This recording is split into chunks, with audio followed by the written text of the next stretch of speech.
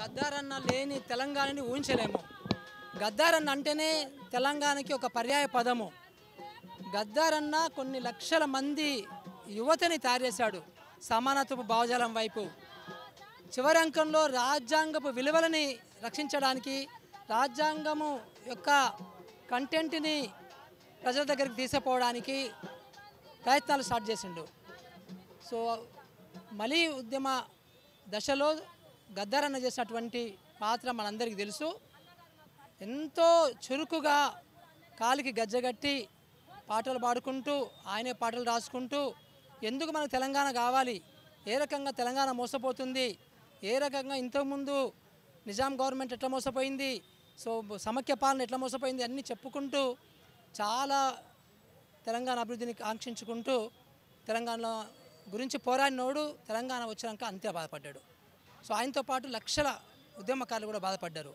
So ఈరోజు కేసీఆర్ ఏదో అధికార లాంఛనాలతోని క్రమేషన్ని ప్రకటించిండు కానీ, బట్ ఇదే దుర్మార్గుడు కేసీఆర్ని దుర్మార్గుడు అని బరాబర్ అంటాను. ఎందుకంటే 3 నెలల క్రితమే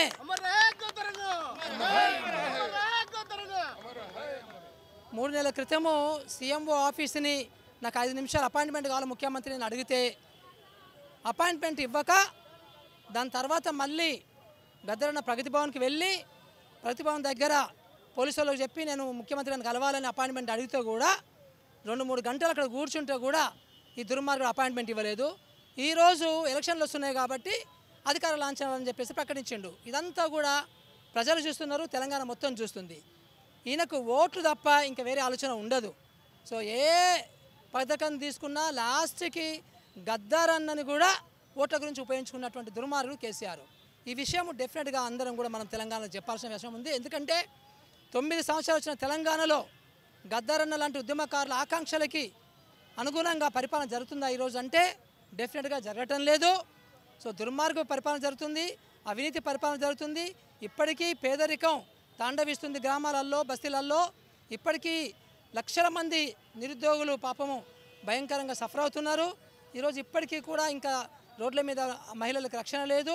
ఇలా చెప్పుకుంటూ పోతే ప్రతి ఒక్కటి అబద్ధం ఆడుకుంటూ, మసిపూసి మామిడికాయ చేసుకుంటూ, ఓట్ల రాజకీయం చేసుకుంటూ మళ్ళీ అధికారం రావడానికే ప్రయత్నిస్తున్నాడు. కానీ ఇన్ని 1200 మంది పిల్లలు ఆత్మహత్యలు చేసుకుని బలిదానం చేసుకున్నటువంటి తెలంగాణ తెచ్చుకున్నటువంటి పరిస్థితిలో అలాంటి ఉద్యమకారులందరి యొక్క ఆకాంక్షల్ని పక్కన పెట్టేసి ఆయన పరిపాలన, ఆయన సొంత ఆస్తుల్ని కూడగట్టుకోవడము, పెద్ద ప్రగతి భవన్ అంటే కోట కట్టుకొని అక్కడ నివసించుకుంటుండడము, ఎక్కడెక్కడో సింగపూర్లో, దుబాయ్లో, డల్లాస్లో ఆస్తులు సంపాదించుకుంటూ ఆయన కుటుంబం అంతా కూడా ఒకలాంటి తెలంగాణని దుర్మార్గంగా పరిపాలన చేసుకుంటూ ఈరోజు తెలంగాణ వెనక్కి తీసుకెళ్తున్నారు, ముందు తీసుకెళ్ళడం లేదు. ఏదో 4 ఫ్లైఓవర్లు కట్టి ఒక గచ్చిబౌలిని అక్కడ ఆటోమేటిక్గా గచ్చిబౌలి కంపెనీలు వస్తాయి, రావాల్సిందే.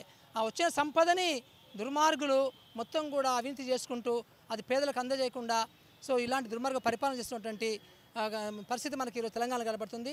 ఇలాంటి తెలంగాణని ఊహించలేదు, ఉద్యమకారులు ఊహించలేదు, గద్దరన్న ఊహించలేదు.